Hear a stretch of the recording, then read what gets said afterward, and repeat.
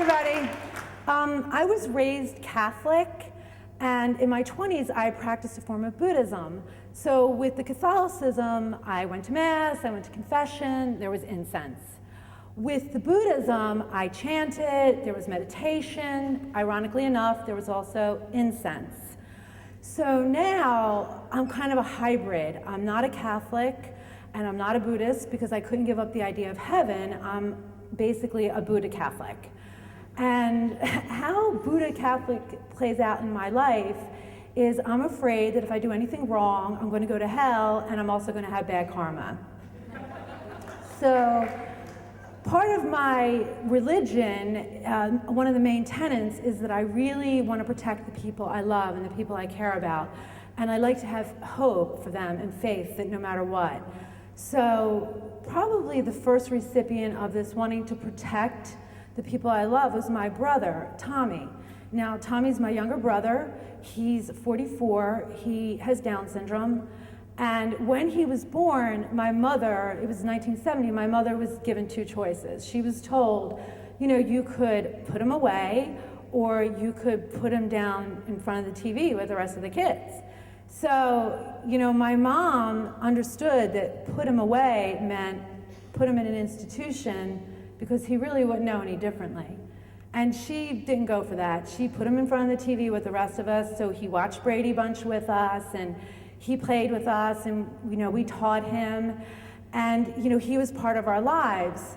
Now, my mom was a single mother, and we grew up in Upper Darby, and you know, she didn't have a lot of money. But Tommy was one of those people that was just lucky and sunny, and he would get into situations and get out of them like Houdini. So she would put up a baby gate, and he would get past it, and you know, he would just get out of things. So like one day, we were home, and my mom gets a knock at the door.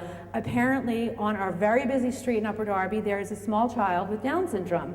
And he is on the street, he's wearing a plaid sunsuit, and he is barefoot, and he is wearing a parka, it's July, and he has $1. And this was Tommy. He got past the baby gate, he got down the second story, like we were on the second floor. He got down the stairs, he got outside, but he still was unscathed. I mean, this is who he was.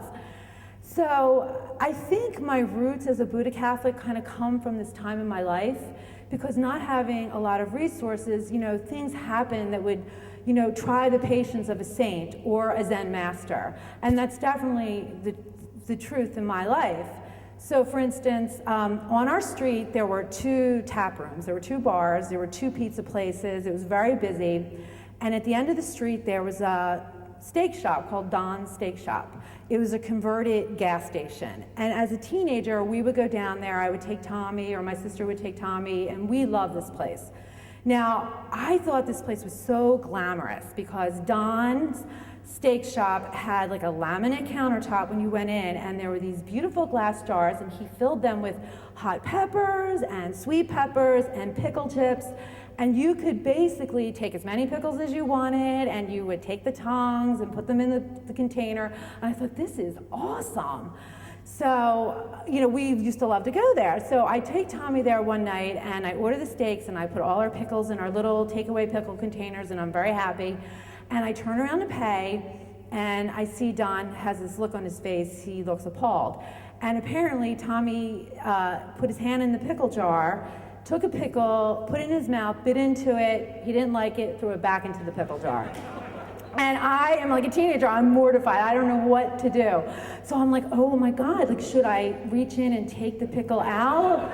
You know, there's a lot of vinegar in there, it might be okay. I mean, did he notice? But Don definitely noticed. And I have to tell you, to Don of Don Steaks, everlasting credit, he did not make a big deal out of it. He was like, don't worry about it, Trish, it's okay, just go ahead. So Tommy and I left.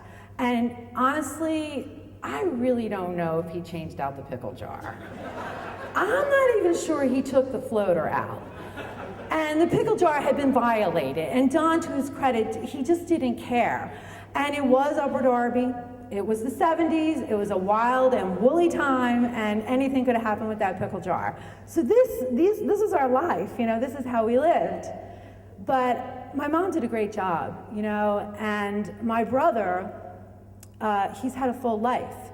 And he's definitely had a fuller life than the expectations that were set in the 70s. So in the 70s, it was basically, is he trainable, is he educable? Oh, Tommy, he's trainable. And that meant that's as far as he could go. But he got a job at a greenhouse, and it was in a sheltered workshop, but he worked in a greenhouse for many years. He went to his proms, and he's been on cruises, and he learned how to play golf with Special Olympics, and he learned how to do horseback riding with Special Olympics. And a few months ago, our mother passed away, so he's lived long enough to grieve, and he's had a wonderfully full life.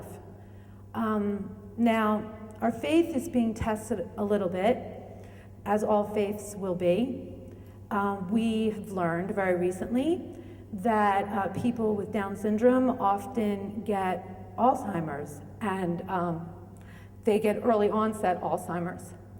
And Tommy, he doesn't work in the greenhouse anymore. He does piecework, and sometimes he gets it right, and sometimes he doesn't, but they don't seem to care. And he doesn't remember a lot of the things that he used to love, like World Federation Wrestling. And he loved wrestling so much that I knew all the wrestlers. I mean, I could be an expert. And he doesn't, he gets a little upset more often, and but it's okay, because I think that my faith and wanting to protect him, even though you can't protect someone from this, and we don't know the road, and I worry about, this wonderful, beautiful person, what will happen to his personality and who he is. I do have faith that my sister and myself, and that we can guide him through the next part of his life with dignity and with grace. Thank you.